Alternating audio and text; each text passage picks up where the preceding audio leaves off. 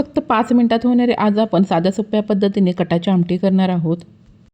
तर त्यासाठी पाव वाटी ओल्या खोबऱ्याचे काप, आलं, लसूण, हिरवी मिरची, अर्धा चमचा जिरे आणि थोडीशी कोथिंबीर टाकून पाणी न टाकता ओबडधोबड वाटून घेऊयात।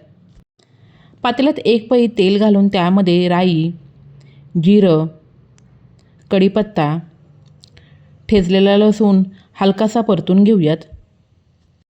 तयार केलेलं ओबडधोबड वाटण टाकून तेलावरती 1 ते 2 मिनटं परतूयात।